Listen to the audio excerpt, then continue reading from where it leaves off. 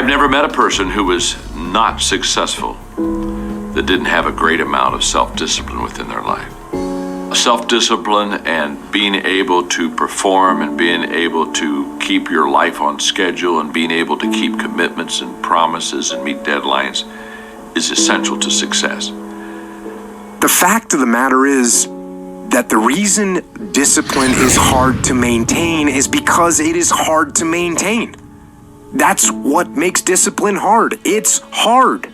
It's real simple. If you don't work out, you don't get a muscle, right? I always tell people there's a daily practice like priming. If you don't do that, if you get up and you just have no discipline whatsoever, you get no value of anything. Your diets don't work when you don't do them. Exercise doesn't work when you don't do them. But most of the people have some experiences that they want to shift. And once you shift those things, your whole life changes. The thing about self-discipline is that it is necessary for everything you do in your life. You have to be self-disciplined. Unfortunately, just as human as everyone else. And it is work to maintain the discipline. That's what it is, work.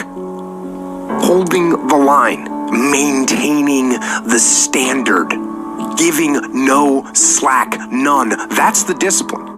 When the thing is done, when the discipline has been implemented, remember what that feels like, and then remember that those minutes and those hours, they turn into weeks and months and years, and holding the line in those critical minutes will put you in an infinitely better place, physically and mentally, if you maintain the discipline.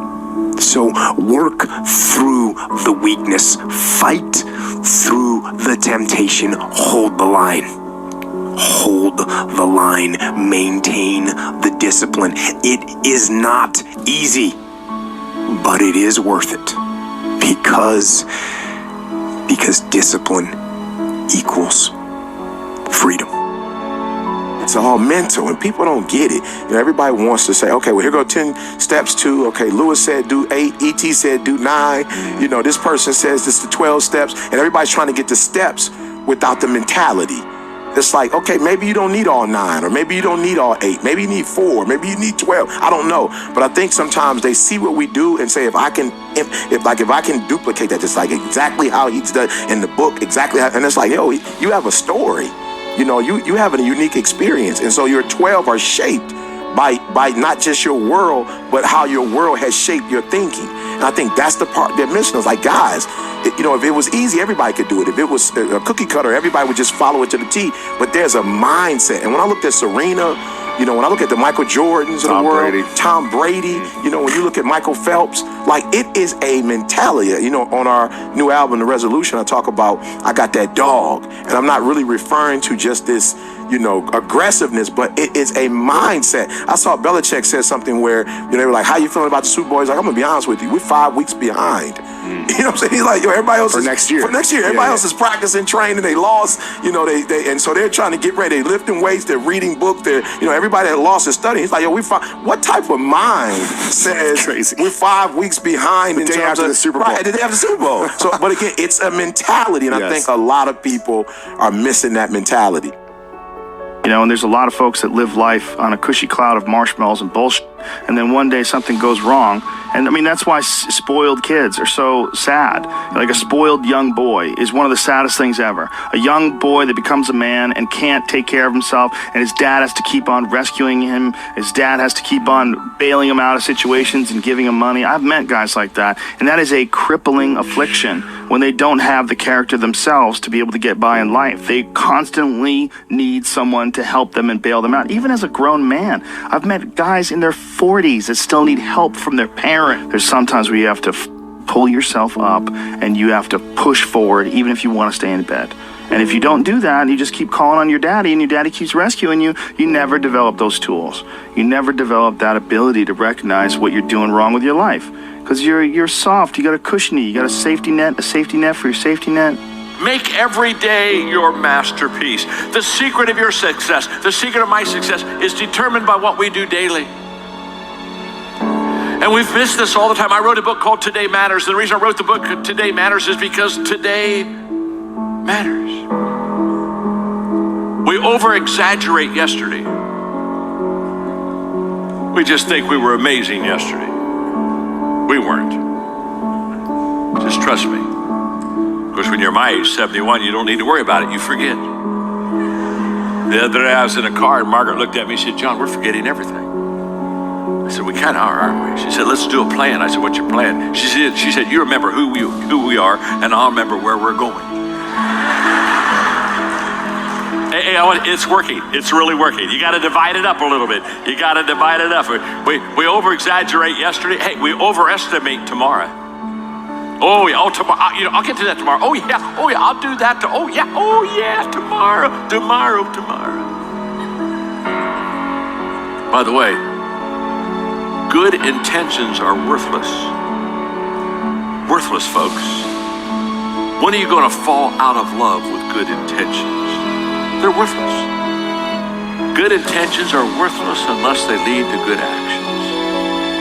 Nobody ever had their life changed by somebody hoping, thinking.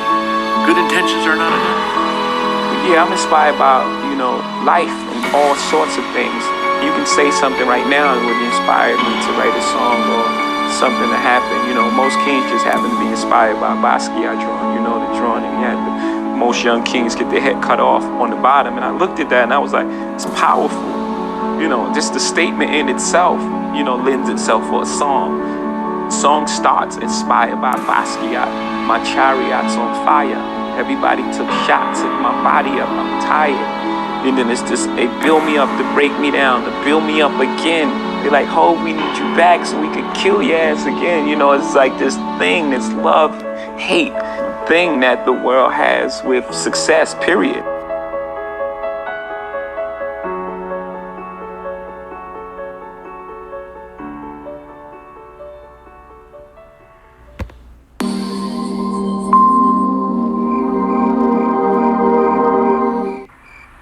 And I come into my junior year, and I'm about to get exactly what I wanted.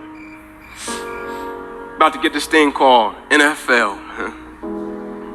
And I'm 10 games away from this dream that I wanted my whole life, right? This thing that I've been working for my whole life. My whole life is dedicated to this one game. I'm up Saturday mornings, 4 o'clock, 5 o'clock in the morning. 2 miles to a fire station, 2 miles back home. I'm in the park, 9:30, 10 at night, doing everything in my life surrounded the game of football. I'm sitting at home at night. I'm throwing balls up to the ceiling, and I'm catching them different type of ways, trying to see if a receiver was to check me, if I wanted to catch an interception. Like, everything revolved around this game, and I finally get in a position in my life to where now I'm 10 games away from it. I got the paperwork that states I'm about to be an NFL draft pick. NFL on top of the paper. Inky Johnson projected top 30, automatic multi-millionaire. Now all you have to do, the hard part's over. Just play the next 10 football games, Ink. You made it. And I go out in a silly game against Air Force, 2 minutes left, and I go to make a tackle that I can make with my eyes closed. And I hit this guy, and as soon as I hit him, I knew it was a problem, but I didn't think it would be this type of problem. Like, how when things happen, you're like, I didn't expect that, but I don't think it's going to be anything too crazy. And when I hit him, every breath in my body left. My body goes completely limp. I fall to the ground. I blacked out. My eyes open. I'm still not, too concerned because it's football. I told Pastor, I never thought about a career-ending injury. You have injuries within the game. When my eyes open, guys run over, Ink, let's rock, man. Let's go. Let's finish him off. And I'm like, I can't. Like, what do you mean you can't? You're our starting corner. Get up. You can nurse your injury after the game, man. I'm like, no, I can't. They said, what do you mean you can't? I said, I can't move. There's a shock, neck to my toes. I can't feel anything. Shock leaves. It stays in my right arm and hand. I'm like, maybe I got a bad stinger. They put me on the spine board, wheeling me off the field.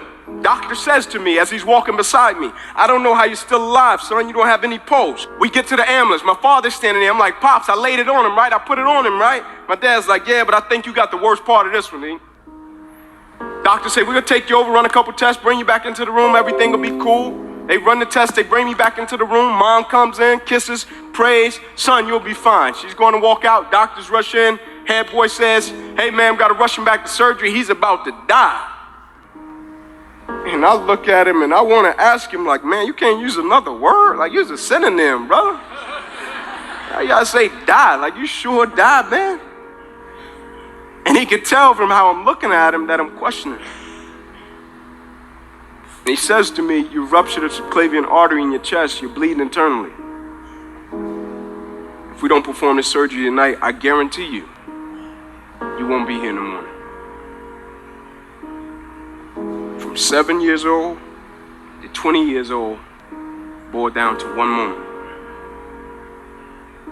The sacrifice, the dedication, the commitment came down to one moment. And the next morning I woke up from that surgery. The NFL on my scale of life was that big. SEC championship, that big. Cornerback, that big. I was embarrassed. I'm sitting there and people coming into my room like, Inky, man, I'm sorry about what happened to you. And I'm saying to myself, man, Ink, you really messed it up this time. Like, man, that's really the only thing you wanted, huh? Like, you just thought because you grew up in this so-called hood, 2-bedroom home, 14 people, like the only thing you really wanted was the NFL, that's it. I'm like, man, you limited God to that? Like life holds no substance, no value? Like efficient but not effective? I did things right, but I never did the right thing? And now the thing I placed my identity in, now it was gone. That's why I laugh at people when they say, man, if I could just get this, I'll be. Man, if I could just get this position, I'll be. Woo! Man, if I could just get this amount of money, I'll be. I'm like, woo. But what happens even if you get it or you don't get it? What happens when God says yes and no? Like, do you have the ability to accept what you don't understand? Can you still see God's plan when it didn't go the way that you thought it would go? Can you handle when things get off course? I'm sitting there and I'm thinking, like, man, I'm 8 games away and God is redirecting me. And I'm like, God, just let me get to the NFL, then redirect me. Like, let me get the contract, then redirect me so I can help my family. And God's like, no, son, I need you to really go that way. And I'm like, you sure? Like, man, I need to go this way. He's like, no, I need you to go this way. I got something greater for you. Now, it might take a little longer to manifest, but I got something even sweeter. Like, I got something more fulfilling. I got something more rewarding. I got something, son, that's going to carry you for the rest of your life. Like, it's an amazing thing. I knew this was what I was supposed to be doing when one day I'm backstage and I got the same feeling that I got when I used to be in the tunnel before I was running out of Neyland Stadium. And I said, thank you, God. And so now I live my life a certain type of way according to what God has done. I live my life a certain type of way according to the power that I know the Lord possesses. I live my life a certain type. Like when I go to the Lord in prayer, I go bold. And every time I go bold, I'm so thankful that that's not me and my Lord's first time communicating. And people have the nerve to ask me all the time, Inky, why wouldn't you change what happened to you? You got a paralyzed right arm and hand. I'm like, if you only knew and if you only saw the works that God has done in people's lives around me, what he's done in me, yeah, it's great, it's cool. But what God has done in the people's lives around me, like you can't put a price on that. Like at a certain point, like what is it really about? Like, and I know the initial reaction when we go through things is to say, man, why did this have to happen to me? And it's an honest reaction. Because sometimes good people go through some crazy stuff. And some of the things we go through, I'm gonna just be real, it's not a scripture for it. It's not. You can't go, hey, go to Romans 2:2. They're like, what? It's not. But this is what I've understood. In life, some people don't need you to preach a sermon, they need you to live one. And so when they see you living it, they can connect and identify with that.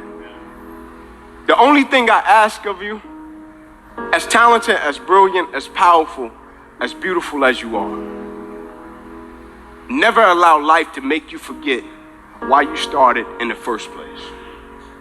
Meaning that first time you said, man, I'm riding with Christ, let's go. That first feeling you got, like that first interaction, that first connection you got, like when you first got it. It's like when people say at the beginning, everybody is excited, everybody is on fire, but at a certain point you hit something along the journey and it's gonna test that level of commitment. At a certain point, you're gonna hit something, it's gonna test that level of faith. And my definition of commitment was always staying true to what I said I would do long after the mood that I've said it in has left. Like, am I gonna stay true to my beliefs and my core and my essence of who I am as an individual? Even if I get a paralyzed right arm and hand, am I gonna stay true to it? Even if my little career that I thought I was gonna have disappears, am I gonna stay true to it? Even if one day I'm in a football game, the thing I love to do, the thing I have been practicing my whole life, and in one moment it gets wiped out, am I gonna stay true to it? Because depending upon if I'm gonna stay true to it, a lot of other people's belief in their Christian journey is predicated upon that and my belief in my Christian journey. In other words, I've seen a lot of other people say, Inky, I wanna give my life to Christ, not because of something that happened with me, but because of something I seen happen to you. And so when ESPN comes to me and say, Ink, you wouldn't be in the NFL right now? I'm like, if you only knew. If you only knew my father got saved because of my injury. If you only knew. My 3 boys that went first round to the NFL, all of them got saved. If you only knew. If you only knew my mother, the level of her faith, like if you only knew. Like I just seen God do some things through the injury and I'm like, man, every day I wake up, I just try to stay out of his way. I'm gonna leave you with this. We already know what to do when God says yes. We already know what to do when we get blessed. We already know what to do when our prayers get answered. But the question that I have for you in this rhetorical, what will you do when God says no?